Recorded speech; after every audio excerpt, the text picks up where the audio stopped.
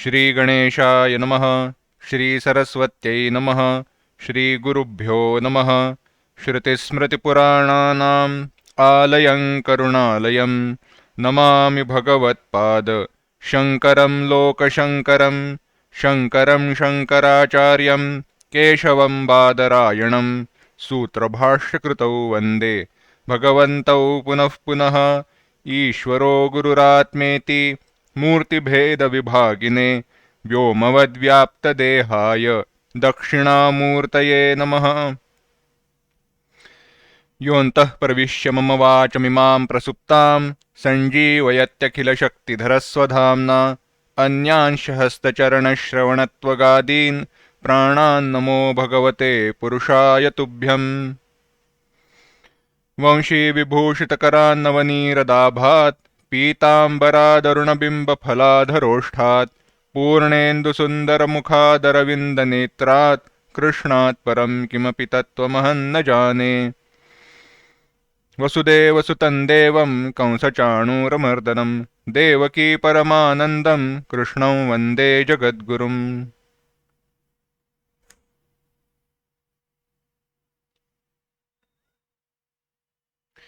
भगवद गीता के 13वें अध्याय का हम चिंतन कर रहे हैं। आज के चिंतन को शुरुआत करने के पूर्व 16वें श्लोक से लेके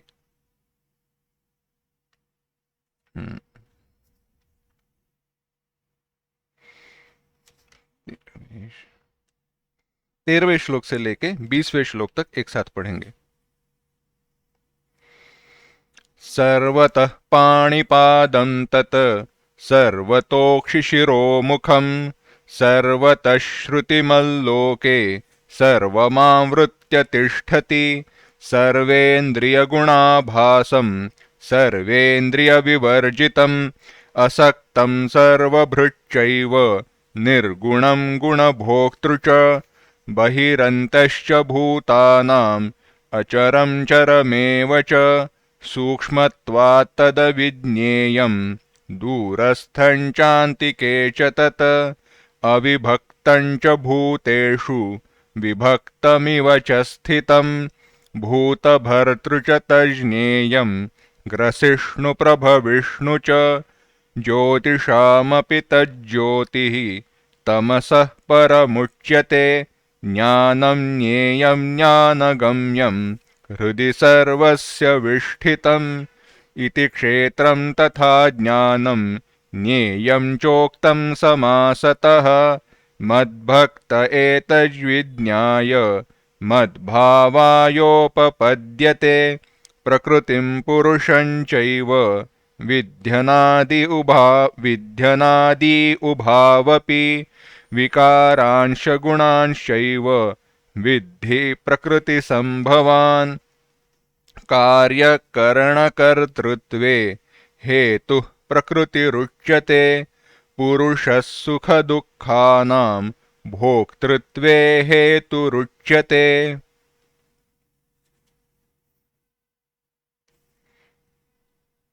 हम चिंतन कर रहे थे भगवान अब जो अपना कथन है, जो अर्जुन को बताना चाहते हैं, ज्ञेय क्या है, जानने योग्य क्या है, क्षेत्र क्या है, क्षेत्रज्ञ क्या है, इसका समास से वर्णन किया। और समास से यानी कम शब्दों में केवल लक्षण बताकर जिसका वर्णन किया, वह परमात्मा कैसा है इसका विचार बताया। वह ज्ञान गम्य है, ज्ञान से ही जो जाना जाता है वैसा है। वह कैसा है, सब जगह पर होते हुए भी वह एक जगह पर स्थित है। दूरस्थम चांतिके चेत, दूर भी है पास में भी है, किस प्रकार के से है। और यह समस्त प्राणियों के अंतःकरण में विशेष रूप से स्थित है। और ज्ञानम ज्ञेयम ज्ञानगम्यम हृदि सर्वस्य विष्ठितम, सबके हृदय में बैठा है। इस प्रकार से जो कुछ भी अर्थ कहा उसका उपसंहार करने के लिए भगवान ने अंत में कहा यह जो क्षेत्र, ज्ञान, ज्ञेय यह सब बताया, यह जानने के बाद जो भी इसे जानता है वह मुझे प्राप्त होता है, यानी वह मोक्ष को प्राप्त होता है। इस प्रकार से जो 7वें अध्याय में प्रकृति पुरुष का विचार बताया था, वही क्षेत्र क्षेत्रज्ञ इस रूप से यहां पे फिर से बताया। तो वह प्रकृति पुरुष क्या है, कैसे है, इसका विस्तार बताते हुए भगवान ने कहा, प्रकृति और पुरुष दोनों को भी अनादि जानना चाहिए। यहीं पे हमने विचार किया था, कुछ शब्द बार बार आते हैं, परंतु शब्द बार बार आए, भिन्न शब्द आए तो भी संकल्पना, उनकी व्याख्या समझना आवश्यक है। एक है प्रकृति, दूसरा है पुरुष। एक है जड़, दूसरा है चेतन। एक है अपरा प्रकृति, दूसरी है परा प्रकृति। एक है क्षेत्र, एक है क्षेत्रज्ञ। एक है अनात्मा, एक है अनात्मा। तो अनात्मा, तो प्रकृति से शुरुआत करते हैं। प्रकृति, अनात्मा, जड़, क्षेत्र और अव्यक्त अपरा प्रकृति, यह सारे एक हुए। अपरा प्रकृति, परा प्रकृति, दो पहले विभाग करना, या अपरा प्रकृति, परा प्रकृति, उनके पूर्व प्रकृति और पुरुष। एक है प्रकृति, दूसरे है पुरुष। प्रकृति के भिन्न नाम क्या है? एक तो अपरा प्रकृति है, जड़ है, अनात्मा है, क्षेत्र है, या माया है। जो पुरुष है उसके भिन्न नाम क्या है? जहां पे जड़ है वहां पे होगा चेतन, जहां पे अनात्मा है वहां पे होगा आत्मा, जहां पे अपरा प्रकृति है वहां पे होगा परा प्रकृति, जहां पे अनात्मा है वहां पे होगा आत्मा, जहां पे क्षेत्र है वहां पे होगा क्षेत्रज्ञ, और जहां पे माया है वहां पे होगा या तो ईश्वर या ब्रह्म। इस प्रकार से यह सब विचार बताया और कहा कि यह दोनों जो है वह दोनों अनादि है। अनादि है यानी क्या? आदिर न विद्यते यस्य। अनादि की व्याख्या करते वक्त ऐसे व्याख्या की गई कि जिसकी शुरुआत नहीं है, या जिसके पहले कुछ नहीं है और बाद में सब कुछ है। जिसके पहले कुछ नहीं परंतु बाद में बहुत कुछ है, वह हुआ आदि, शुरुआत। परंतु आदि ही न हो, शुरुआत ही न हो, ऐसा। देखो, अंत न हो समझ सकते हैं, है ना? किसी का अंत न हो समझ सकते हैं, परंतु आदि ही न हो, शुरुआत ही न हो, ऐसे कैसे हो सकता है? समझो, एक जो वर्तुल है, सर्कल ड्रॉ किया, उसको कहते हैं ना, न शुरुआत है ना अंत है। परंतु इस दृष्टि से विचार करते हुए भी कहीं पे तो हम उंगली रखकर कह सकते हैं यहां से शुरुआत है, यहीं पे अंत है। परंतु विचार कीजिए, कोई वस्तु, कोई चीज शुरुआत हुई, खत्म ही नहीं होती, समाप्ति नहीं हो रही है, समझ सकते हैं। परंतु शुरुआत ही न होते हुए, कहीं पे भी जन्म दिखाई देते न हुए, वह वस्तु अस्तित्व में हो, यह हमारे बुद्धि के समझ के परे है। परंतु भगवान ने यहां पे कहा वह दोनों अनादि ही है, क्योंकि वही उनका लक्षण है, वही उनका स्वभाव है। पूछो कैसे? ऐसे कैसे हो सकता है? क्योंकि उनका कोई कारण नहीं ढूंढ सकते, इसलिए। देखिए, शुरुआत होना यानी क्या है? कोई तो कारण उपस्थित होना चाहिए, है ना? किसी भी वस्तु की अस्तित्व के लिए अगर कोई शुरुआत है, जैसे घट बना।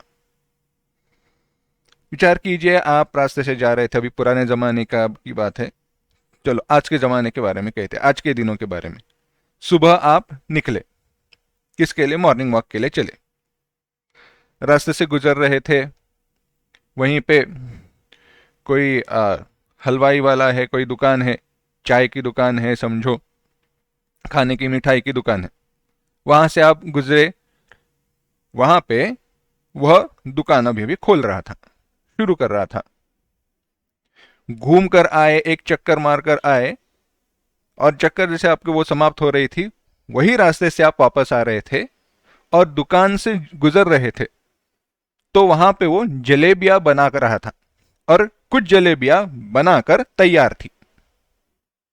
अब आप जब गए, उसी रास्ते से जब गए, तो वहां पे जलेबी तो तैयार नहीं थी, परंतु वापस आते वक्त वहां पे जलेबियां तैयार है।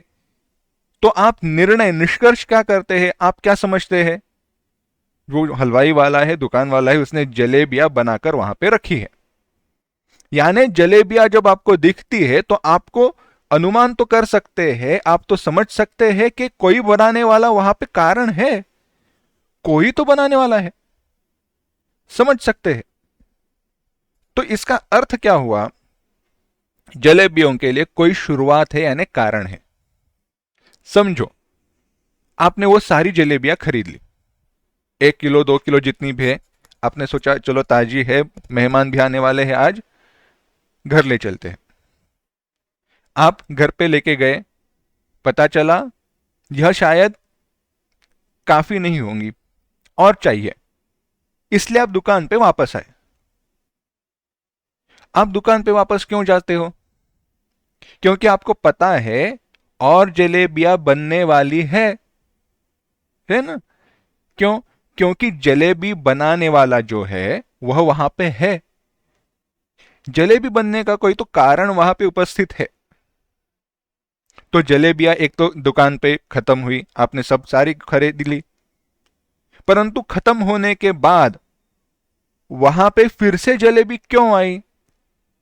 वहां पे फिर से जलेबी आई क्योंकि जलेबियों का कोई कारण वहां पे है। जलेबियां हुई कार्य, हलवाई वाला दुकान वाला हुआ कारण। अब पारिभाषिक संकल्पना पे आते हैं, जो सिद्धांत है उसकी तरफ आते हैं। कार्य के लिए कोई अगर कारण हो तो कार्य का विनाश असंभव है, पूर्णतः विनाश कभी हो नहीं सकता। विचार कीजिए, जलेबियां कभी समाप्त ही नहीं होंगी। क्यों नहीं होंगी? क्योंकि बनाने वाला वहां पे है, इसलिए वह कभी भी संपूर्णता से पूरी की पूरी खत्म नहीं हो सकती। है ना? पूरी की पूरी समाप्त नहीं हो सकती। अब इसी को प्रकृति पुरुष के बारे में लाते हैं। अब विचार कीजिए, प्रकृति पुरुष प्रकृति के बारे में कहते हैं। प्रकृति, माया जो भी है, अज्ञान है, हमारे बंधन का कारण है। अगर इस बंध का कोई कारण होता, अगर इस बंध का कोई साक्षात कारण होता, मैं निमित्त यह शब्द का इस उपयोग नहीं कर रहा हूं, कारण कोई होता, मूल कारण बंध का, जिसने वह बंध को, अविद्या को, इस माया को, प्रकृति को निर्माण किया, तो होता ऐसे, वह ब्रह्म ज्ञान वगैरह पाकर मैंने प्रकृति का विनाश तो किया, परंतु बनाने वाला उपस्थित होने के कारण जैसे जलेबियां फिर से बनी, वैसे वह बंध का बंध जो अज्ञान है, प्रकृति है, फिर से बन जाएगी। तो मोक्ष प्राप्ति का हेतु ही नष्ट हुआ ना। जैसे जलेबियां वापस आती रही, वैसे बार बार बार बार प्रकृति वापस आती रहेगी, फिर से प्रकृति का जन्म होते रहेगा। परंतु ऐसे तो दिखता नहीं है। ब्रह्म ज्ञान के प्राप्ति के बाद प्रकृति का समूल विनाश हो जाता है, निशेष नाश हो जाता है। इसका तात्पर्य यह है, प्रकृति का कोई कारण नहीं हो सकता। इसीलिए कोई कारण नहीं है, इसलिए प्रकृति को कहा अनादि। प्रकृति से संपूर्ण संसार की उत्पत्ति हुई, प्रकृति के बाद सारा संसार है, प्रकृति से उत्पन्न हुआ, परंतु प्रकृति का कोई कारण नहीं है।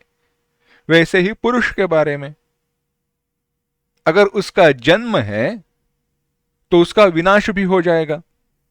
जो चेतन है, और चेतन का तो विनाश हो नहीं सकता।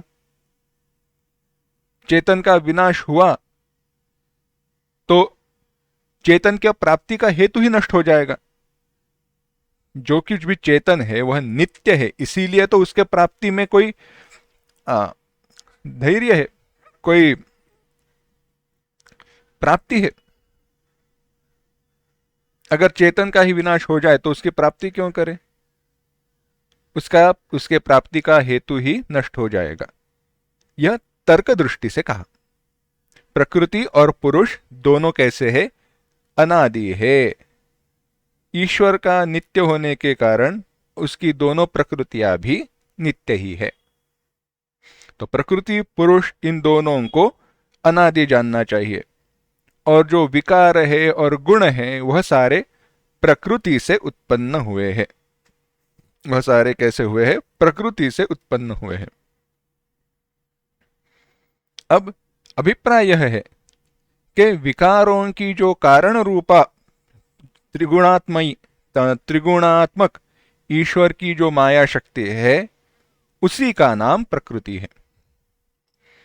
और जिन विकारों को और गुणों को उत्पन्न करने वाली है वह उन विकारों को और गुणों को प्रकृति से उत्पन्न हुआ ही समझना चाहिए। अब इस संदर्भ को, इस विषय को दूसरे शब्दों में एक बार देखते हैं और आज के चिंतन को आगे बढ़ाते हैं। देखिए, यह प्रकृति पुरुष यह सारे शब्द है ना, कभी कभी ऐसे होता है कि यह शब्द तो सुनते हैं परंतु शब्दों का अर्थ समझना मुश्किल हो जाता है, कठिन हो जाता है। क्योंकि कैसे है, यह सारे शब्द शब्द मात्र रह जाते हैं और उसको हम हमारी साधना में आचरण में कैसे लाए वह बाजू में रह जाता है। तो इसको कैसे समझे इसका एक विचार बताते हैं। देखो, हमने पिछली बार विचार किया था, जड़ चेतन ग्रंथि परिगई जदपि मृषा छूटत कठिन। गोस्वामी तुलसीदास जी कहते हैं जड़ और चेतन, एक है जड़ दूसरी है चेतन, इन दोनों की ग्रंथि गांठ पड़ गई है। जदपि मृषा, यह गांठ कैसी है? झूठी है। छूटत कठिन, परंतु झूठी है फिर भी छूटती नहीं है। उसको सुलझाने का प्रयास करे तो और ही उलझती जाती है। उसको जितना सुलझाने का हम प्रयास करें उतनी ही वह उलझती जाती है, सुलझती नहीं है। तो क्या करें? इसका विचार हमें अभी करना है। मैं बताता हूं। ये बताइए, हम मोबाइल पे देखते हैं, चित्र देखते हैं मोबाइल पे कई सारे। अभी आप मेरा प्रवचन सुन रहे हो। अब बताओ, मोबाइल पे आप मेरे चित्र को देख रहे हो, जो भी वीडियो है यह सब आप देख रहे हो, परंतु वह कितना सत्य है? क्या आप हाथ लगाकर मुझे हाथ लगा सकते हो? अगर आप हाथ लगाओ तो क्या मुझे स्पर्श होगा उसका? नहीं। यानी उस मोबाइल पे जो चित्र है वह कैसा है? भासमान है। परंतु मोबाइल आपके लिए हाथ में जो है वह कैसा है? सत्य है। विचार कीजिए, आपके हाथ से मोबाइल समझो गिर गया, तो दुख होने वाला है या दर्द या फिर जो कोई भी दुख पहुंचने वाला है वो मोबाइल को होगा या मुझे होगा? आप ऐसे तो नहीं कहोगे अरे गुरुजी नीचे गिर गए। गिर गया कौन? मोबाइल गिर गया ना। परंतु देखेगा कैसे? देखते वक्त अगर विचार करे गुरुजी नीचे गिर गए, कथाकार प्रवचनकार नीचे गिर गए, तो एक है सत्य, एक है मिथ्या। और थोड़ा आगे बढ़ते हैं। जब भी आप देख रहे हो, जब भी आप उस मोबाइल के स्क्रीन की तरफ या कंप्यूटर के स्क्रीन की तरफ, लैपटॉप के स्क्रीन की तरफ आप जब देख रहे हो अभी, तो मेरा प्रश्न यह है, आप क्या देख रहे हो? आप मुझे देख रहे हो, मेरे चित्र को देख रहे हो, प्रकाश को देख रहे हो, या मोबाइल को देख रहे हो? इसमें से कोई भी उत्तर आप दोगे तो वह उत्तर न सही है न गलत है, न सही है न गलत है। क्योंकि देखा जाए तो आप जो देख रहे हो वो मोबाइल है, मोबाइल का स्क्रीन है। दूसरा क्या है सामने? मोबाइल की स्क्रीन ही तो है। परंतु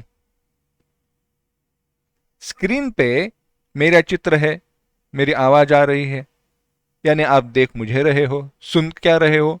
मेरे प्रवचन को सुन रहे हो। तो वह भी बात सही है। परंतु मेरे प्रवचन को सुनते हुए वह प्रत्यक्ष न होने के कारण सत्य में आप देख रहे हो मोबाइल की स्क्रीन। परंतु मोबाइल की स्क्रीन अगर ऐसे ही आप देखोगे तो वह जड़ है, उसमें कोई प्रकाश है नहीं। सामने मोबाइल रखो, मोबाइल की स्क्रीन को आप देखते हो तो कैसी है? काले रंग की रहती है। न उसमें कोई चित्र दिखाई देता है, ना कुछ दिखाई देता है।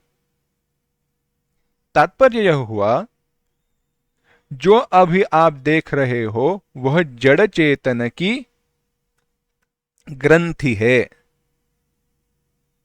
एक जड़ है और एक चेतन है। दूसरे शब्दों में, एक सत्य है, एक भासमान है। सत्य और भासमान यह एक होकर आपको अभी दिखाई दे रहे हैं। जड़ स्वयं कुछ नहीं दिखा सकता, चेतन दिखाने की इच्छा नहीं रखता, क्योंकि दिखाने लायक उसके अन्य कोई है ही नहीं। थोड़े दूसरे शब्दों में हम विचार करते हैं। चलो, जब भी आप अभी स्क्रीन पे देख रहे हो, वहां पे आप स्क्रीन पे देख क्यों रहे हो? देखना संभव क्यों है? क्योंकि उसमें बैटरी है, बिजली है। एक बिजली है, दूसरा वो जो स्क्रीन पे जो छोटे छोटे दिए रहते हैं, लाइट है, वह जल रहे हैं। वह जल क्यों रहे हैं? वह जलते हैं क्योंकि बिजली है। परंतु बिजली है, परंतु स्क्रीन के लाइट ही जलते नहीं है, तो क्या कुछ दिखाई देगा? नहीं दिखाई देगा।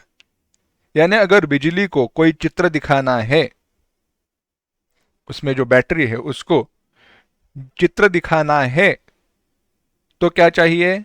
स्क्रीन चाहिए। और स्क्रीन को चित्र दिखाने के लिए क्या चाहिए? बिजली चाहिए।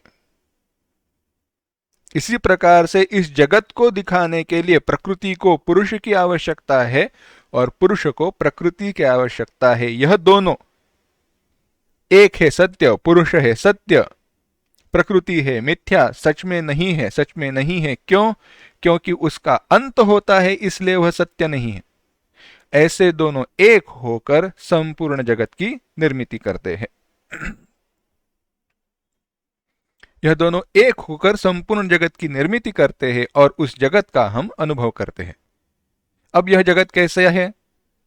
विकारांश गुणांश, वह विकारों से, गुणों से भरा हुआ है। क्यों? क्योंकि जो गुणधर्म प्रकृति के हैं, उसका जो कार्य है प्रकृति का, उसमें वह सारे गुण आ जाएंगे। जो विकार है, गुण है, तो कैसे है? वह त्रिगुणात्मक है। तो वह विकार और गुण कैसे है, वह भगवान ने 20वें श्लोक में बताया। एक बार फिर से 20वां श्लोक पढ़ते हैं। कार्यकरण कर्तृत्वे हेतु प्रकृतिरुच्यते पुरुष सुख दुखानाम भोक्तृत्वे हेतुरुच्यते। भगवान कहते हैं, कार्यकरण कर्तृत्व, शरीर को कार्य कहते हैं, और उसमें स्थित जो इंद्रिया है, मन, बुद्धि, अहंकार, 10 इंद्रिया, यह सारे 13 कारण है। 10 ज्ञानेन्द्रिया, 10 कर्मेंद्रिया, मन, बुद्धि, अहंकार। चित्त भी है, उसको मन में या बुद्धि में समझना चाहिए। यह सारे जो है, यह कारण है, कार्य है शरीर के। उनके कर्तापन में, उनके कर्तृत्व में हेतु क्या है? क्या कारण है? उनके कारण है प्रकृति। प्रकृति से यह सारे उत्पन्न होते हैं। क्यों? क्योंकि वह आरंभक है, शुरुआत कराने वाली है, जन्म देने वाली है, इसलिए उसके जो विकार है, उसके जो विकार है वह ये सारी इंद्रिया वगैरह है। और सुख दुख के लिए कारण क्या है? तो सुख दुख के लिए पुरुषः सुख दुखानाम भोक्तृत्व हेतुरुच्यते। सुख और दुख कब आते हैं?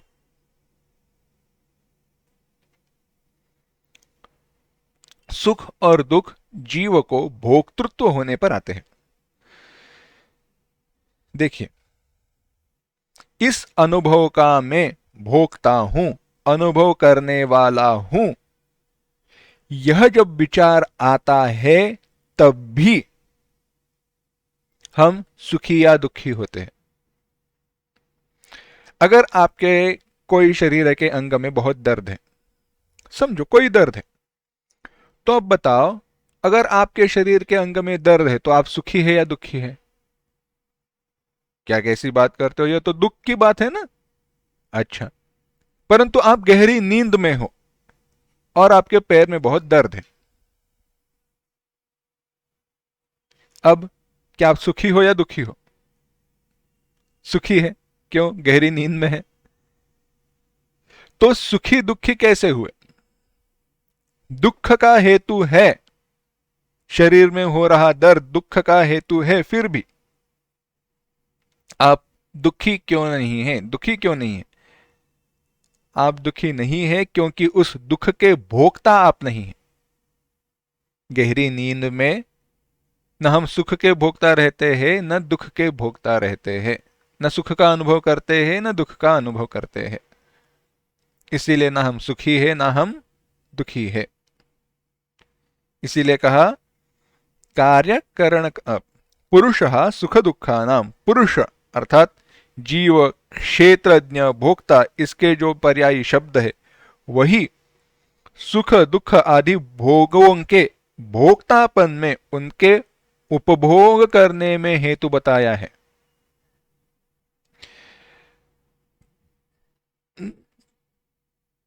तो इस प्रकार से पुरुष भोक्तापन का कारण हुआ।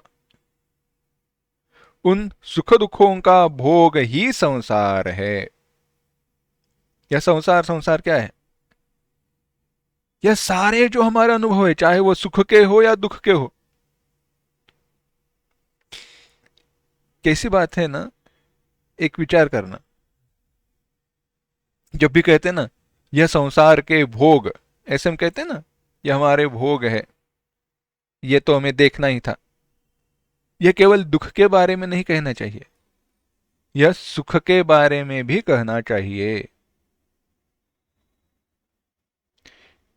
सुख में तो हम खुशहाल रहते हैं, खुशी खुशी से सुख मनाते हैं, परंतु दुख में हम रोते हैं और कहते हैं कैसे भोग भगवान ने दिया। दोनों हमारे बंध के कारण है। दुख को समझते हैं हम बंध का कारण, पर सुखों को परंतु हम दुख का कारण, बंध का कारण समझने में हिचकिचाते हैं, आसानी से मानते नहीं है। दोनों हमारे बंध के कारण है। सुख संगेन बध्नाति ज्ञान संगेन चानघ, बाद में कहेंगे सत्वगुण भी बांधने वाला है। कैसे? सुख की दृष्टि से, सुख के रूप से। ऐसी कैसी बात हुई? आसान सी बात है। कैसे बांधे जाते हैं हम? दुख का अनुभव आता है तो क्या कहते हैं? ऐसा दुख फिर न आए, ऐसा दुख फिर न आए, बंधन में पड़ गए। और सुख का अनुभव आए तो ऐसा अनुभव फिर से आते रहे, बंधन में फंस गए। सुख बार बार चाहते हैं, यह बंध है। दुख कभी नहीं चाहते, यह भी बंध है। वास्तव में हमारा स्वरूप न सुखात्मक है, न सुख चाहने वाला है, न दुख चाहने वाला है। वह तो सुख दुख इन दोनों के परे है। बस यह समझना चाहिए। सुख और दुख आगंतुक है, आते हैं चले जाते हैं, और जो आकर चले जाता है वह नित्य नहीं है, वह हमारा स्वरूप नहीं है। जो हम चाहते हैं वो हम कभी हो नहीं सकते, जो हम चाहते हैं वो हम कभी हो नहीं सकते, और जो हम नहीं चाहते हैं वो भी हम हो नहीं सकते। विचार कीजिए, जो हम चाहते हैं, जो मैं नहीं हूं वह मैं चाहता हूं, तो क्या हुआ? चाहते क्या है हम? जो मैं नहीं हूं, जो मेरे पास नहीं है, वही तो हम चाहते हैं, इसलिए वो मैं हो नहीं सकता। और जो नहीं चाहते हैं उसका अर्थ यह हुआ वो मैं नहीं हूं, इसीलिए मैं नहीं चाहता हूं। उल्टा उदाहरण बताते हैं। आग, अग्नि क्या कह सकती है? मैं ऊष्मा में गर्मी नहीं चाहती। क्या वो कहेगी मैं ऐसे नहीं चाहती, मैं गर्म हूं, उष्ण ऊष्मा चाहिए, गर्मी नहीं चाहती हूं? हो नहीं सकता।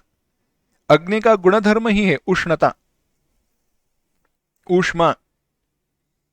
वह अपने स्वरूप को त्याग नहीं सकती। वह क्या इच्छा कर सकती है? ठंड चली जाए, पानी चला जाए, वह कह सकती है। तो पानी ठंड उसके लिए कैसे है? आगंतुक है, दूसरी जगह से आया हुआ है। इसीलिए इसी प्रकार से दुख क्या है? दुख हम नहीं चाहते हैं। क्यों नहीं चाहते हैं? क्योंकि वह हमारा स्वरूप नहीं है। सुख क्या क्या करते हैं? हम चाहते हैं। क्यों? क्योंकि वह हमारे पास नहीं है। परंतु जिसे हम सुख कहते हैं वह आकर चला जाता है, क्योंकि जहां पे हम उस सुख को ढूंढते हैं वो वस्तुएं, वो साधन परिच्छिन्न है, वह आकर चले जाते हैं। इसका विस्तार बाद में आएगा, तब विचार करते हैं। अब भगवान कहते हैं कि सुख दुखों का भोक्तृत्व ही पुरुष का संसारित्व है। वह उसमें किस प्रकार से है यह बताते हैं। 21वां श्लोक देखते हैं। पुरुष प्रकृतिस्थो ही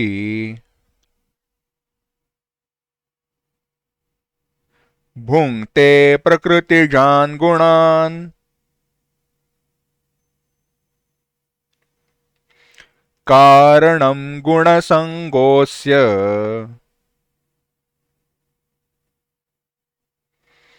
सदसद्यो निजन्मसु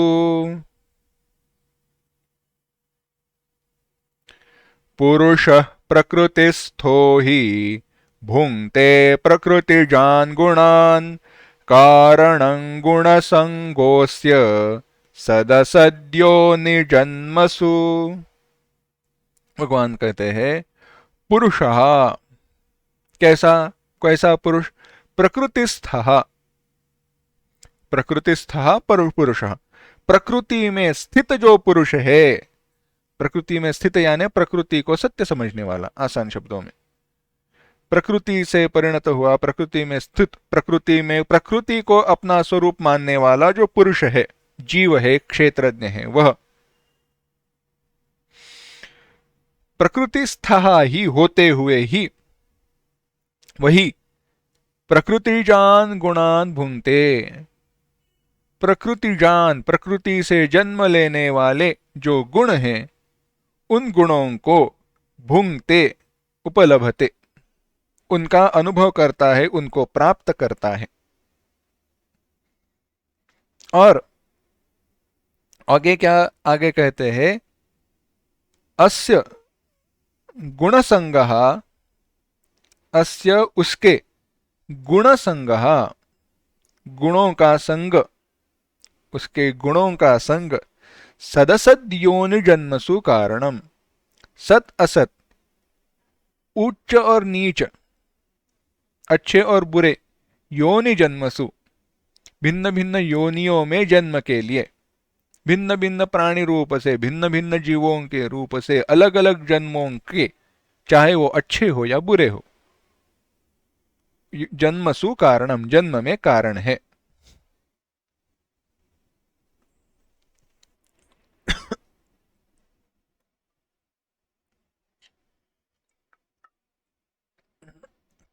माफ करना। सरसद्योन जन्मसु कारणम। विचार करते हैं भगवान क्या कह रहे हैं। भगवान कहते हैं क्योंकि पुरुष या जीवात्मा प्रकृति में स्थित होते हुए, यानी अपने कार्य कारण रूप परिणत हुई जो अविद्या है, उस अविद्या रूपा प्रकृति में स्थित होते हुए, अपनी ही प्रकृति है, अपने से ही कार्य कारण रूप में परिणत हुई है, वही प्रकृति को अपना स्वरूप मानकर उसी प्रकृति से उत्पन्न हुए जो सुख और दुख है उनको भी अपना मान लेता है, और मोह के रूप से प्रकट हुए जो गुण है उनको अपना समझकर मैं सुखी हूं, मैं दुखी हूं, मैं पंडित हूं, मैं मूढ़ हूं, ऐसे मानकर उनका उपभोग करते हुए रहता है, उनका उपभोग करता है। विचार कीजिए, एक उदाहरण बताते हैं तो बात ध्यान में आएगी। समझो कोई एक व्यक्ति है, एक्टर है, कलाकार है, उसको भूमिका निभानी है, उसको एक कोई बूढ़े आदमी की व्यक्ति रेखा, बूढ़े आदमी की तरह उनको एक्टिंग करनी है उसको। अब बूढ़े आदमी की करनी है तो उसने कैसे किया, आवाज बदल दिया, ऐसे झुककर चलने लगा। ठीक है, जब तक वह नाटक चल रहा है, जब तक वह काम चल रहा है, तब तक बात ठीक है। परंतु हुआ ऐसे, इतना वह ऐसे एक्टिंग करने लगा कि प्रैक्टिस करने के लिए दिन भर वह अपने आप को अब बूढ़ा समझने लगा, वह अपने आप को सचमुच में बूढ़ा समझने लगा। कैसे हो जाएगा? विचार कीजिए, अपने ही द्वारा निर्मित जो एक पात्र है, एक व्यक्ति रेखा है, उसी को वह अगर अपना स्वरूप समझे तो कैसे हो? इसको तो मूढ़ता, मूर्खता, पागलपन ही कहेंगे ना। क्योंकि जो वह नहीं है वह अपने आप को समझकर अब वह जीने लगा है। वास्तव में शुरुआत कहां से की उसने? एक्टिंग, एक्टिंग करने लगा है। परंतु अभिनय करते हुए भी माफ करना,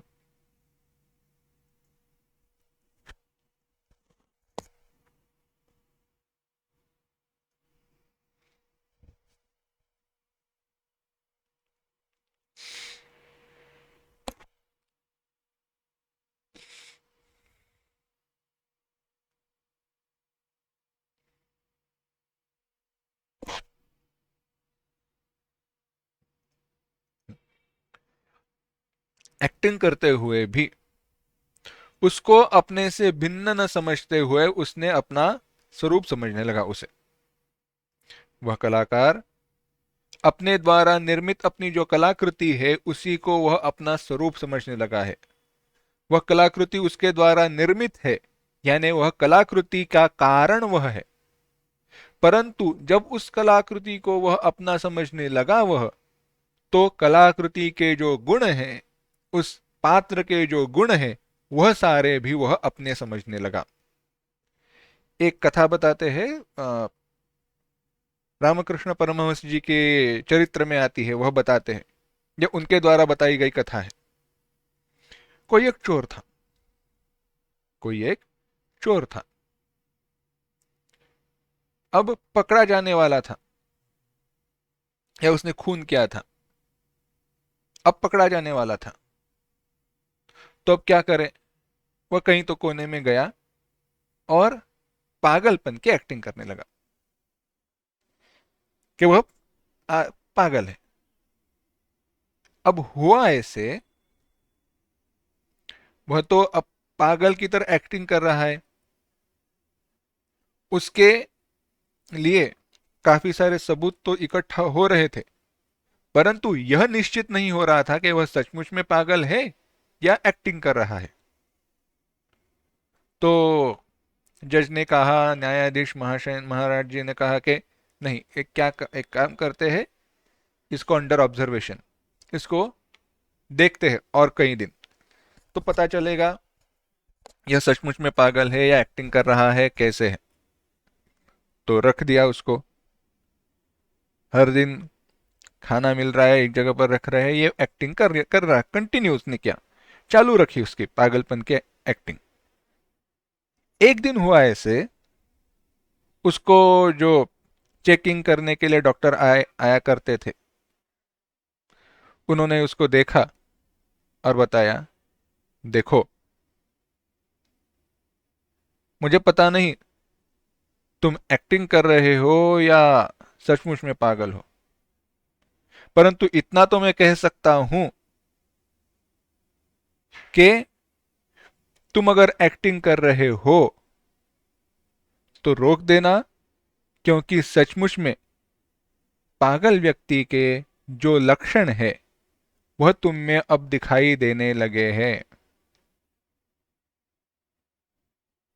यानी वह व्यक्ति जो अपनी एक्टिंग है उसको अपना समझने लगा था। वही बात यहां पे हुई है। ईश्वर अपने अपने द्वारा ही इस प्रकृति का निर्माण किया, परंतु अब हुआ ऐसे है, ये जो जीव है, जीव ईश्वर उनका स्वरूप समान ही है, परंतु अपने द्वारा ही कार्य कारण रूप में परिणत हुई जो अविद्या है, उसको अब अपना मान लिया, यहीं पे गड़बड़ हुई। प्रकृतिस्थ जो बताया, भगवान कहते हैं प्रकृतिस्थ माने क्या, उसको अपना समझकर, जो अपना नहीं है उसको अपना समझकर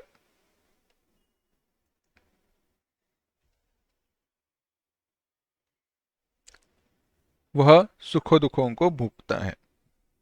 एक और उदाहरण बताते हैं और आगे बढ़ते हैं। हम चित्रपट देखते हैं या कई सीरियल वगैरह देखते हैं,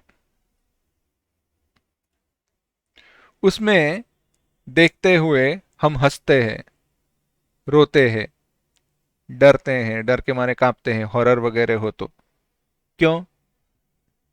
क्योंकि चित्र में, उस चित्रपट में जो भी हम जो पात्र है उनको हम अपना समझते हैं, हम समझते हैं हम वहां पे है।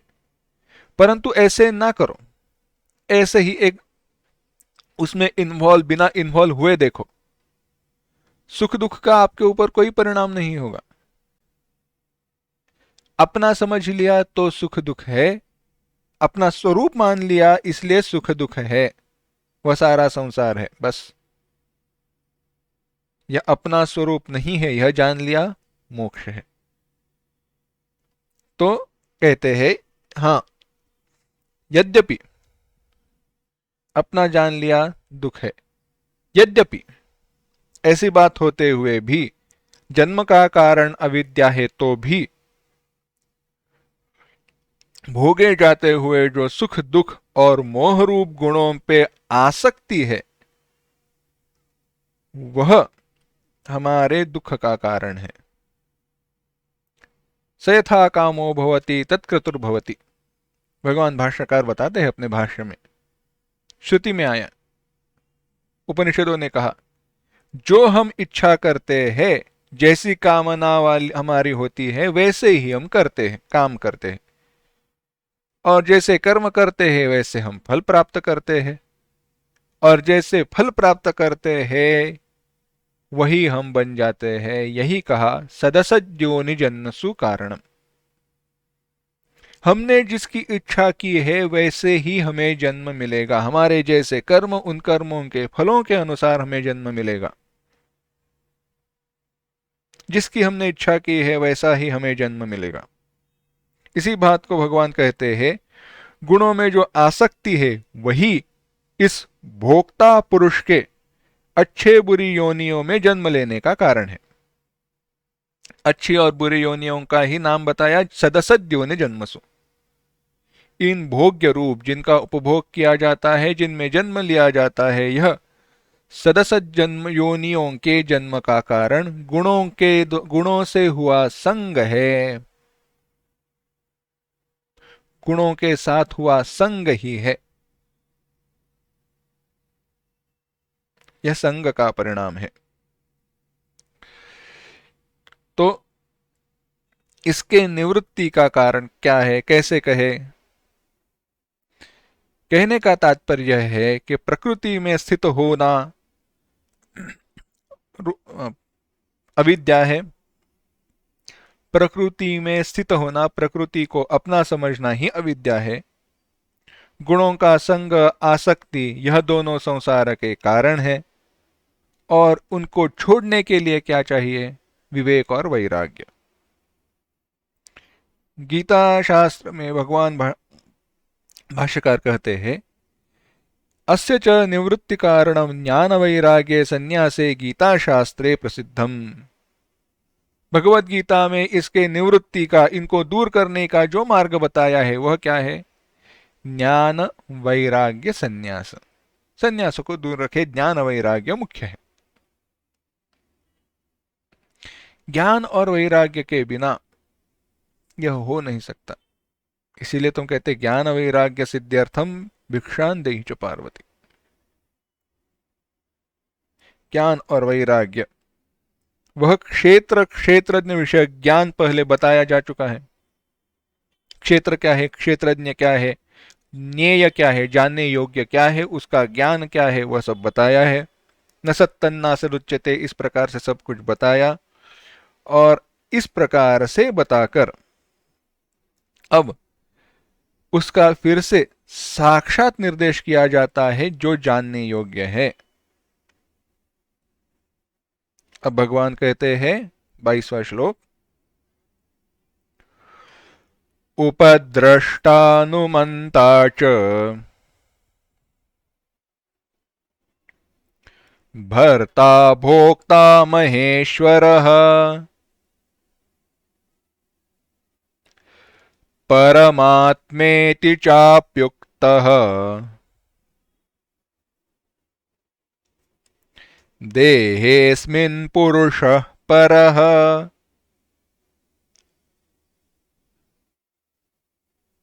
एक साथ, उपद्रष्टानुमंता च भर्ता भोक्ता महेश्वरः परमात्मेति चाप्युक्तः देहेऽस्मिन् पुरुषः परः।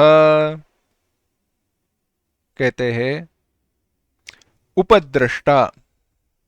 उपद्रष्टा शरीर के साथ, शरीर के पास होने वाला आत्मा। अनुमंता, अनुमान करने वाला। भर्ता, भरण पोषण करने वाला। भोक्ता,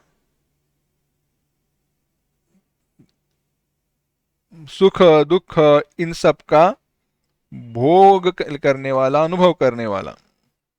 महेश्वरः, महेश्वर है, महान ईश्वर है। वही परमात्मेति चाप्युक्तः, परमात्मा इस शब्द से भी कहा गया है। और कहा देहेऽस्मिन् पुरुषः परः, इस देहे, वह जो है, वह जो आत्मा है, वह अव्यक्त से, पर पुरुष से, इसी शरीर में जो है वही है। उसकी व्याख्या बाद में 15वें श्लोक, 15वें अध्याय में की जाने वाली है। विस्तार करते हैं क्या क्या भगवान ने कहा है। वही आत्मा के लक्षण भिन्न भिन्न प्रकार से बताए, उपद्रष्टा है। यह आत्मा जो है वह कैसा है? उपद्रष्टा। दृष्टा देखने वाला, दृष्टा का अर्थ क्या हुआ? देखने वाला।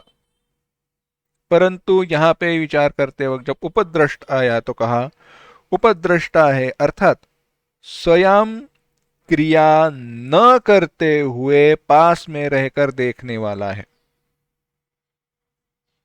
स्वयं क्रिया न करते हुए पास में रहकर देखने वाला है, तात्पर्य यह है वह राजा है। देखो, दरबार का जो भी कार्य है वह कब शुरू होता है? जब राजा आता है तब। सारा जो कार्य चल रहा है वहां पे क्या राजा हर कार्य में हिस्सा लेता है? नहीं, परंतु राजा वहां पे रहकर देखता है। केवल उसके होने मात्र से सारे कार्य चलते हैं और जो भी कार्य चल रहे हैं वह योग्य है या अयोग्य है, सही चल रहे हैं या गलत चल रहे हैं, वह केवल वो देखता है। अगर कहीं गलत हो रहा है तो वह बताता है, नहीं हो रहा है तो करता है। देखने वाला, उसके उपस्थिति मात्र से सारे कार्य होते हैं, उनको देखने वाला। इस दृष्टि से कहा आत्मा उपद्रष्टा है।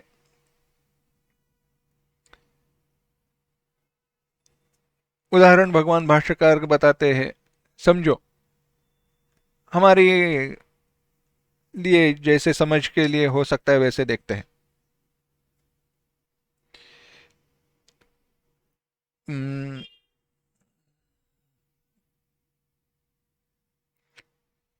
किचन में अभी जो बड़े बड़े ये रहते हैं, किचन रहते हैं, वहां पे कैसे रहता है? एक हेड शेफ रहता है।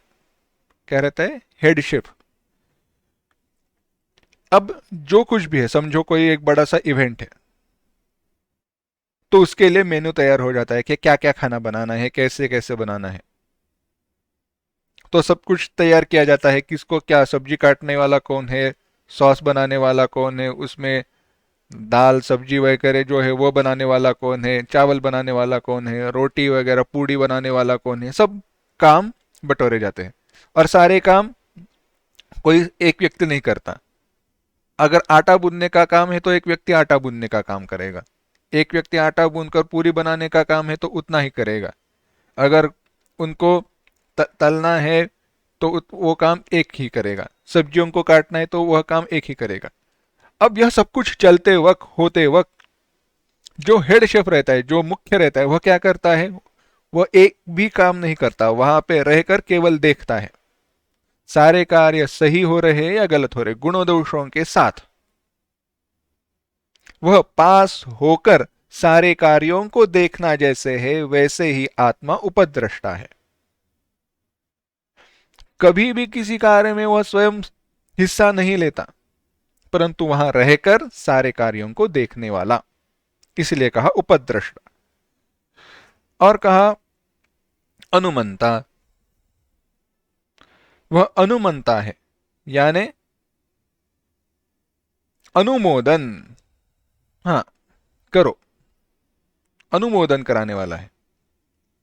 अब क्रिया करने में जो हमारी इंद्रियां लगी हैं, अंतःकरण लगे हैं, अंतःकरण है, इंद्रिया आदि है, उनकी क्रियाओं में संतोष रूप अनुमोदन का नाम है अनुमंता।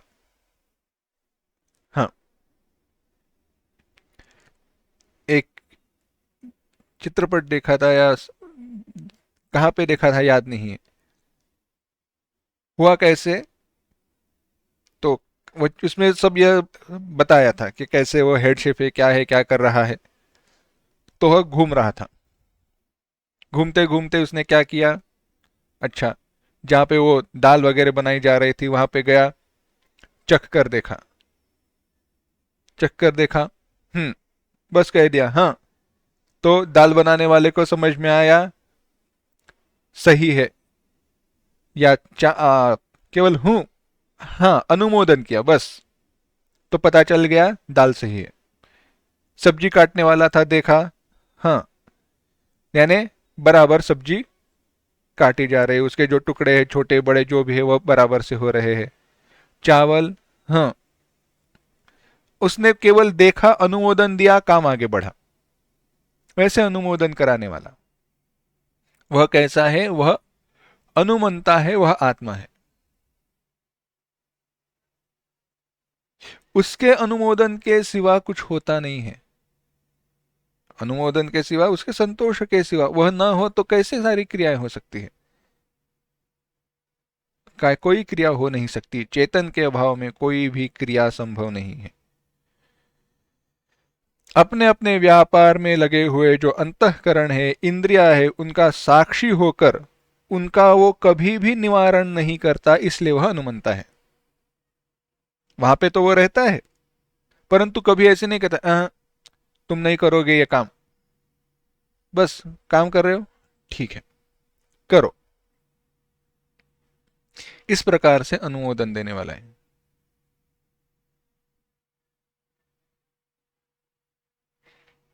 भरता, यह भरता है। एक दूसरा उदाहरण ध्यान में आया, शायद यह उदाहरण और अच्छा है। उपद्रष्टा अनुमंता इसके लिए। हुआ ऐसे, स्पेशल शो था। स्पेशल शो यानी कोई डांस शो समझो, कथक नृत्य है। अब कथक नृत्य किन के लिए? प्रधान जी के लिए, प्रधानमंत्री जी के लिए। अब प्रधानमंत्री जी के लिए कथक नृत्य का आयोजन किया है,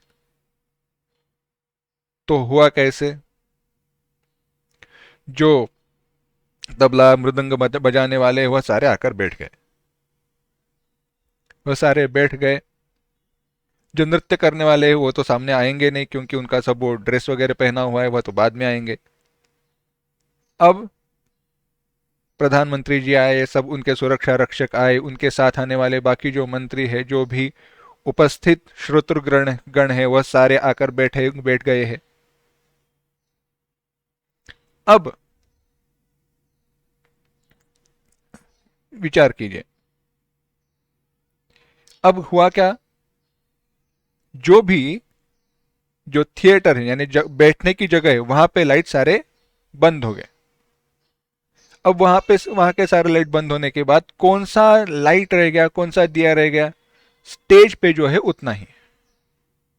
जब यह हुआ तो नृत्य करने वाले हैं उनको पता चल गया, अब शुरुआत करने का समय आ गया। उसके उस दिए के प्रकाश में, स्टेज पर जो दिया है उसके प्रकाश में सारा वह नृत्य का कार्यक्रम वह समाप्त हुआ। वह कार्यक्रम समाप्त होने के बाद सारे प्रधानमंत्री, उनके साथ बाकी सारे श्रोतृवृंद सारे चले गए। सारे चले जाने के बाद वाद्य वृंद है, जो बजाने वाले हैं मृदंग वगैरह, वह चले गए, नाचने वाले चले गए। रंगमंच पर जो दिया है वह अभी भी चालू है। यानी रंगमंच पे जो दिया है उसके प्रकाश में सारा नृत्य होकर समाप्त हुआ। यानी वह दिया पास में रहते हुए भी, उस सारे नृत्य सारी क्रिया में वह पास में रहते हुए भी उसने क्या किया? केवल देखा। केवल पास में रहते हुए केवल देखना, यह हुआ उपद्रष्टा। और रंगमंच पर दिया जल रहा था, इसलिए सारा हो रहा था कार्य। उसने ऐसे नहीं कहा दिया ही नहीं बीच में, ये ऐसे नहीं नाचना, वैसे नाचना है, ये ऐसे नहीं करना, वो वैसे करना है, कभी नहीं कहा। परंतु अगर विचार कीजिए, बीच में अगर वहां पे बिजली चली जाती, वह दिया बंद हो जाता, तो सारा काम रुक जाता था। यानी उसके अस्तित्व मात्र से सारा कार्य हो रहा था। जो भी कार्य हो रहा है, जो कुछ भी हो रहा है, उसमें उसने स्वयं हिस्सा नहीं लिया, और सारे कार्य को वह एक दृष्टि से अनुमोदन देते रहा। हाँ, चलते रहो, कार्य चल रहे, चलता रहे, चलता रहे, ऐसे अनुमोदन देना ही अनुमंता है। इस प्रकार से हमारे जीवन में जो भी हमारे सारे अनुभव आते हैं, उन सारे अनुभवों में एक ऐसा तत्व है जो इन सारे अनुभवों में कभी भी हिस्सा नहीं लेता, इन सारे अनुभवों में कभी भी हिस्सा नहीं लेता, परंतु सारे कार्यों को अनुमोदन देता है। जिसके अस्तित्व में सारे कार्य होते हैं वह हमारा स्वरूप है, आत्म तत्व है। वह और कैसा है? कहा भरता, वही भरता है।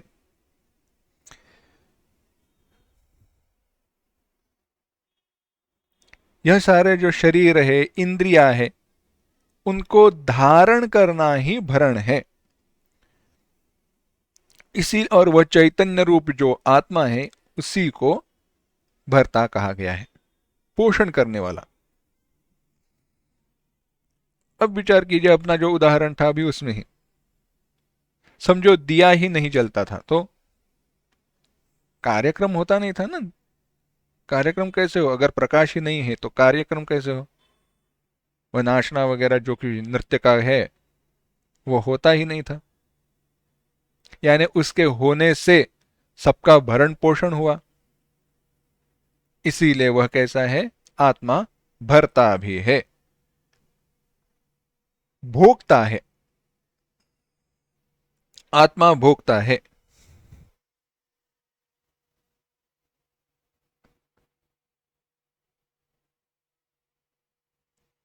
यहां पे भोक्ता जीव जैसे भोक्ता है उस दृष्टि से नहीं कहा गया, माफ करना।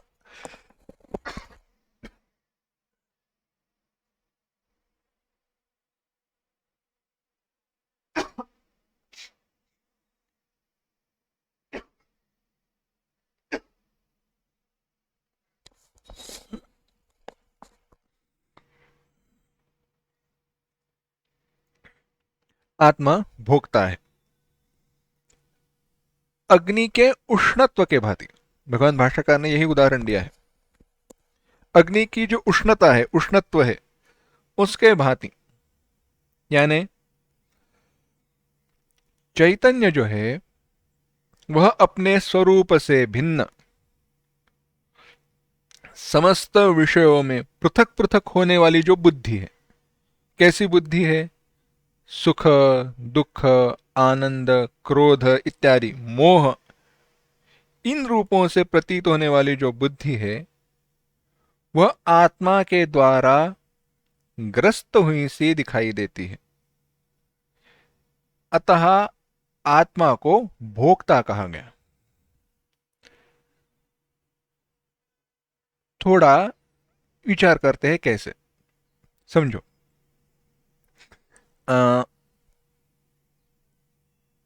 चूल्हा है, आग है, आग पर मैंने बर्तन रखा, बर्तन में पानी रखा, पानी में चावल डाले, नमक डाला, तड़का डाला, सब्जियां डाल दी, बनेगा क्या? पुलाव बनेगा। ऐसी तो प्रक्रिया नहीं है, उसमें तड़का वगैरह क्रम को तो बाजू में रखते हैं, परंतु समझने के लिए बात बताते हैं। अब यह सब कुछ जो है ना, पुलाव बनकर तैयार हुआ। पुलाव कैसे है? गरम है, तैयार है, पूरा बन चुका है, पक चुका है। अब उसको पकाने वाला कौन है? पुलाव को पकाया किसने? अग्नि ने पकाया ना, नीचे जो आग है उसने पुलाव को पकाया। तो अग्नि ने इस पुलाव को पकाया, परंतु अग्नि ने क्या किया? क्या अग्नि ने कुछ किया? देखा जाए तो अग्नि ने कुछ नहीं किया है। अग्नि की जो उष्णता है वह उसका स्वभाव है, स्वरूप है, उसने अग्नि ने कुछ नहीं किया। उस स्वभाव को, अग्नि का जो उष्णता यह स्वभाव है, उस स्वभाव को उस बर्तन ने लिया। बर्तन ने उस अग्नि की जो उष्णता है उस स्वभाव को अपने पास लिया, इसलिए बर्तन गर्म हुआ। जब बर्तन गर्म हुआ तो बर्तन को जो उष्मा प्राप्त हुई है, उष्णता प्राप्त हुई है, उसको पानी ने ले लिया, तो पानी गर्म हुआ। पानी में जो उष्मा है, उष्णता है, उसको चावल, सब्जी, तड़का इन सब ने ले लिया, वह गर्म हुए, बाद में पुलाव बना है। अब इसमें बताओ, अग्नि ने किसको गर्म किया? अग्नि ने किसको भी गर्म नहीं किया है। अग्नि का उष्णता यह स्वभाव है, परंतु हम क्या कहते हैं? आग ने सबको गर्म किया है, अग्नि के कारण सारे गर्म हुए। सबको गर्म करने वाला कौन है? अग्नि। यानी अग्नि इन सबको गर्म करने वाला जैसे हुआ वैसे ही आत्मा सब सुख दुख इन सब अनुभवों का भोगता है, ना होते हुए भी। इस प्रकार से वह भोगता है। जो चैतन्य जिनको लेना है चलो लेने दो। अच्छा, कहना है मैं उपभोग लेने वाला हूं, आत्मा उपभोग ले रहा है सारे विषयों का, कहने दो। सत्य में, वास्तव में मैं उपभोग लेने वाला नहीं हूं। अग्नि का उदाहरण, अग्निष्णात्वादि। उष्णता स्वभाव है, चैतन्य आत्मा का स्वभाव है। उस चैतन्य के कारण सारे जो उपभोग है उनमें सुख दुख मोह वहां पे वह प्रतीत होने वाला है। वह चेतन के समान दिखाई देने वाली है। चेतन के समान दिखाई देगी तो उनका संबंध आत्मा से आया है, इसलिए वह चेतन हुई, ऐसे समझेगा। इसका अर्थ हुआ आत्मा ने उन सारे सुख दुखों का भोग लिया, ऐसे समझ में आएगा। परंतु वास्तव में कोई साक्षात संपर्क हुए बिना ही यह सब हुआ है। यह सारा प्रतिबिंबित है।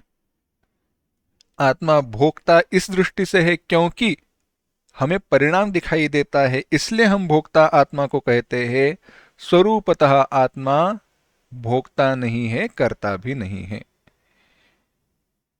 इसीलिए कहा आत्मा महेश्वर है, महान शासो ईश्वर च। महान ईश्वर है वह, महान है क्यों? सर्वात्मत्वात् स्वतंत्रत्वात्। सबके भीतर है परंतु स्वतंत्र है। वह सबका आत्मा है और स्वतंत्र है, इसलिए वह महेश्वर है।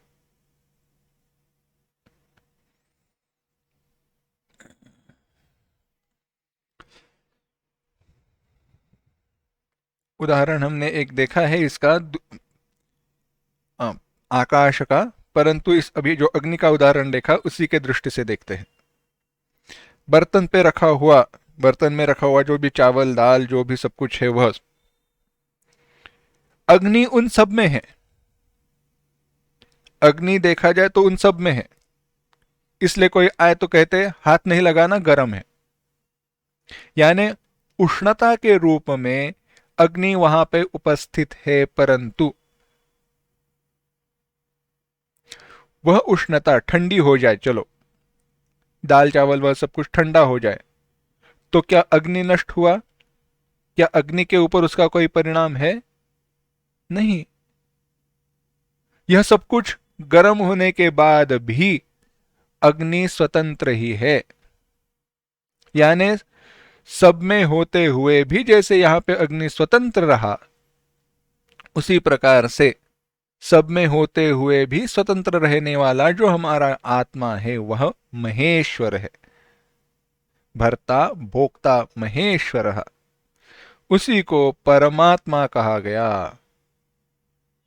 परमात्मा क्यों कहा? परम ब्रह्मेति परमात्मेति भगवान इति कथ्यते। भागवत ने कहा, यही उसके अन्य नाम है, वही परमात्मा है। सोन्तः परमात्मा। उपनिषदों ने कहा वह अविद्या द्वारा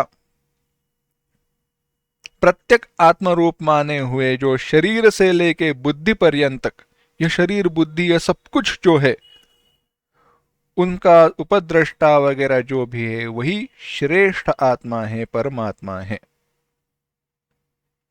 यह आत्मा कहाँ है? कहा अस्मिन देहे, इस देह में अव्यक्त के परे जो पुरुष है उस रूप से स्थित है। देहेस्मिन परहा पुरुषा। अब यह पर पुरुष क्या है? जिसको हम अभी पुरुष कह रहे हैं वह तो भोक्ता है, जीव है। उसके परे जो स्वरूप रूप से स्थित है, जिसको क्षेत्रज्ञांचापि माम विद्धि इस प्रकार से कहा जा चुका है, परंतु उत्तमः पुरुषः तु अन्यः, वह उत्तम पुरुष जो अन्य है वह परमात्मेत्युदाहृतः। ऐसे 15वें अध्याय में उसका विशेष रूप से विस्तार किया जाएगा। वहां पे वह पर पुरुष क्या है उसका विस्तार हम देखेंगे, परंतु आज यहीं पे रुकते हैं। ओम असतो मा सद्गमय, तमसो मा ज्योतिर्गमय, मृत्योर्मा अमृतंगमय, समस्तलोका सुखिनो भवन्तु, समस्तलोका सुखिनो भवन्तु, समस्तलोका सुखिनो भवन्तु। ओम शांति शांति शांति। हरि ओम। श्री गुरुभ्यो नमः। हरि ओम।